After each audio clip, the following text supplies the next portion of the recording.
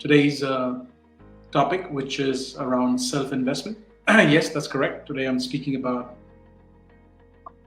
well, my journey personally, of coming from a one-room house in Calcutta to be where I am today with a couple of investment properties, under my name, in a beautiful house which I live in. I've got a I've got a house, in Delhi, which obviously is kind of more of an investment property. How did it all kind of came to this situation where I was able to accumulate that much of wealth and create, so much of financial cash flow, kind of vehicles for me. That's what I want to talk about. This is a recommended book you must read.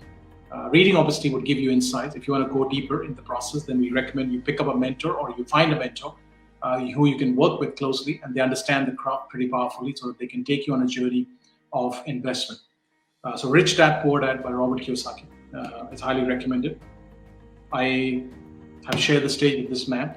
I had the blessing, to represent his name on quite a few occasions in UK, doing his previews. That's correct, Rich Dad Poor Dad previews, and promoting, his main event in London and Manchester and Birmingham.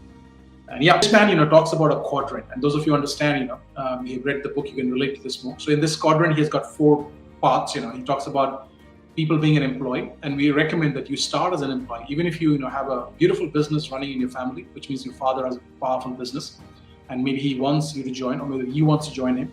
And it's not a bad thing, by the way, if you really have some kind of interest and passion about that thing the business does, then definitely join. But if it is completely against who you are, then we don't recommend. But anyways, and if you want to join your father's business, we don't say that you join it straight away.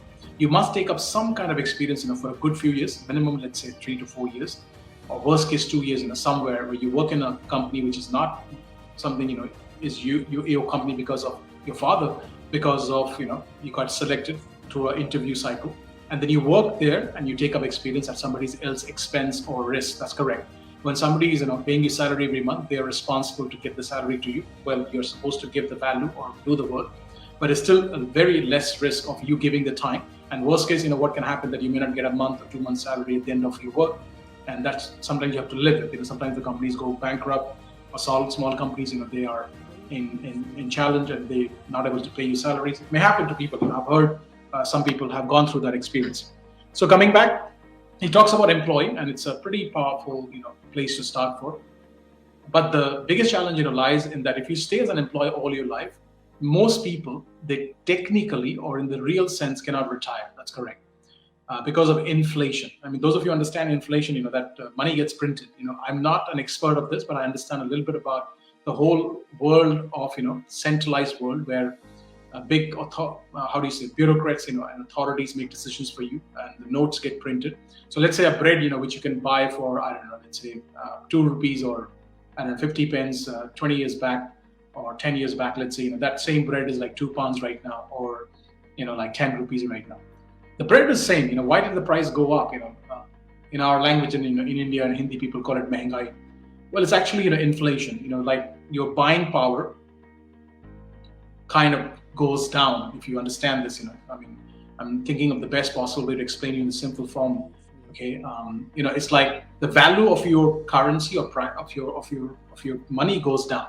Like like the 100 rupees, or let's say 100 pounds, which was 100 pounds in the past, which could have bought you something.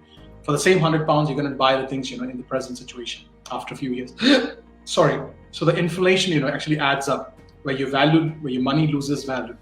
So coming back, staying employed all your life can really be a big risk, because 95% people, they never actually retire. Most people have to still work, even in their late, 60s, 70s, even when they don't want to work, or even when they're not capable of working. So if you really want to retire, with the kind of lifestyle you have got used to, or probably better, then you really have to think about coming out of that quadrant and getting into something called becoming a self-employed person in the beginning. That's the word.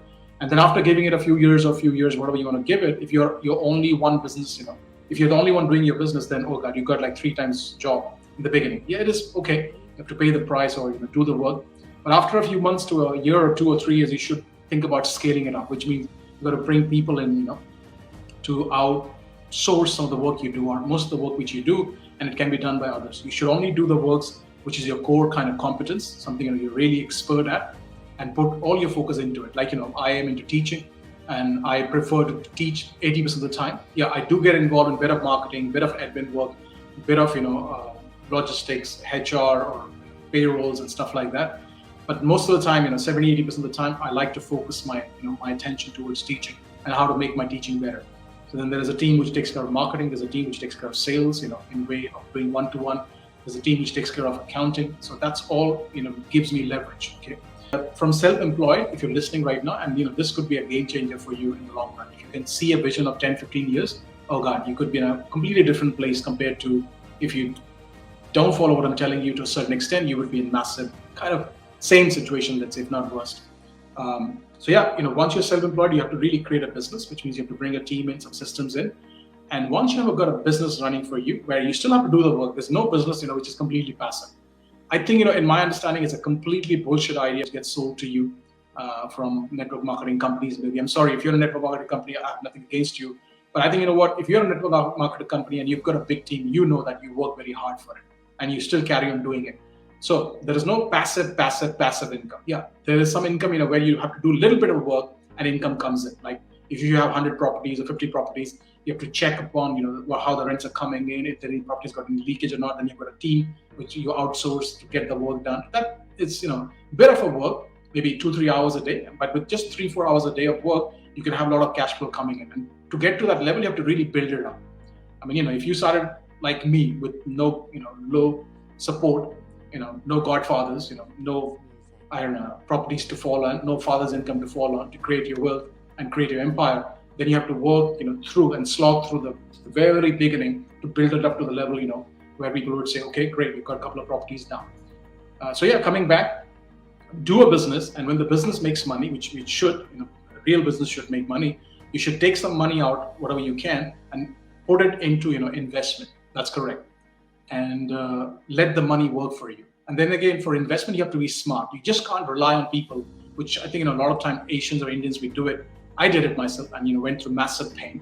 I still do it sometimes, but maybe I'm a bit more cautious in terms of understanding, a bit more than what I did in the past. I asked a couple of questions and I tell them why you think it's a good investment, what are the risks involved, what kind of returns I can expect roughly in kind of what rough time. Nobody can really pinpoint and say, what, this is the exact return you will get in exact number of whatever days or months.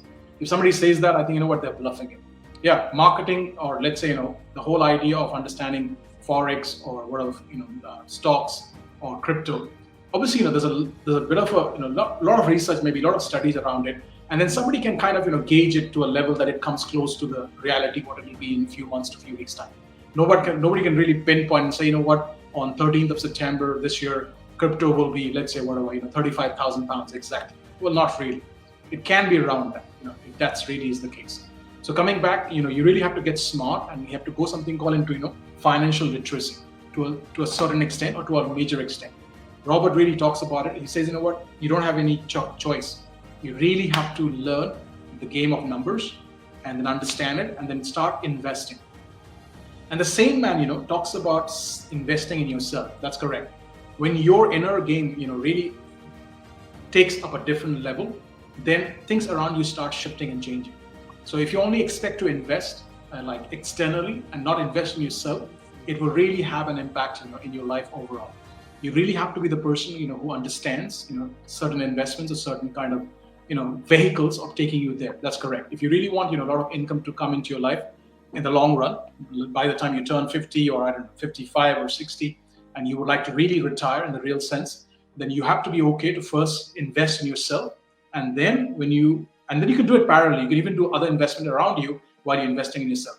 Now, people, who have grown up with this conditioning, which I have also, because of my childhood conditioning from India, they believe in putting a lot of money, into savings. Like people put it in the bank, they think they're getting 3 to 4% interest maybe, which is pretty powerful. If you live in a country like India, I think, the bank gives you almost like 4% interest just for the money sitting there. But you're still losing out because, the inflation, let's say, could be minimum 5%, sometimes 6%, 7%. Sometimes it goes up to 10%, which means, every year you're going to lose 10% value of the money, which means if you put 100 rupees in the bank, and let's say inflation, is just 5%. So you will lose 5 rupees as a value, but the bank is giving you 4 rupees as an interest. Still, you are in loss with 1 rupee. That's correct. Now, obviously, it doesn't have any risk. It doesn't involves you to do any work. You can just put the money in the bank and forget about it, which is obviously a bit of a lazy work. But if you want to get good at putting your money somewhere where you can at least make 10 or 11 or at least worst case 8 or 6, which is still good. In spite of inflation, let's say if it's 5%, if you make 8%, you still have 3% in your pocket. For that, you have to do something called calculative, risk-taking investments, for which you have to study, go deeper into something which you get interested in or have interest in. Maybe like something property investment. I started doing it a couple of years back. I took up a property mentor. I paid like £12,000, in trainings. I had a coach, who I would have call with, and through that help, I bought 2 properties. Did all that go well? Well, no. One property did pretty decent. One, I'm still kind of going through struggles and challenges in Liverpool, to bring it up to the standards that it is habitual for people to come and live in. Because of pandemic, we had some issues with the builder. We had to get him out, and it was getting delayed. So yeah, things do happen. It's not easy. It's work, it's efforts, and again, it builds up stress. It builds up challenges. But having said that, if I'm willing to do the work in a few years' time, if I look at the whole game when I started in 2017 for UK properties, 10 years down the line, I can look back and say, okay, let's say I've got like 10 properties or 8 or 7, and I'm getting 300, 400 pounds cash flow. If I do nothing with it, just sit on, expecting the bank will give me something, then I would massively miss out. And by the way, I'm not saying you to leave your job or present profession you are in. All I'm saying, look into something where you can take a bit of money out and put it into investment. Like crypto, is a very hot topic, but you have to understand what you're doing with crypto. You just can't keep, putting money in crypto and hope it will work out for you. You have to really understand a little bit of the blockchain kind of technique, which coins to invest in, which not to invest in. And then it's a long-term game. You cannot just worry the day it comes down and crashes down to whatever, 23,000, 21,000. And then you go like, oh God, I bought Bitcoins for 35,000 pounds and now it is 21,000. I should sell it and get out of it. But no, you're missing out. Because people, understand, make money when the market is going down, smart people. And the same smart people make money when the market is going up. Smart people are always making money, whether the market is going down or whether the market is going up. It's only people, who are not willing to learn and go deeper into a journey and to understand how it is done and hold, their horses for a long-term investment. They are the people who miss out. And that's the money they make on you. That's correct. When people have short-term goals and they want short-term, quick returns, that's where you miss out. And that's the money goes into the pocket of people who are smart. They hold their nerves and they're willing to, go through that phase when things are kind of falling down, but they know that it's going to come back up, in the market again. So please, if you're listening right now and if you're getting some value, let me know. Please put some comment in the chat right now.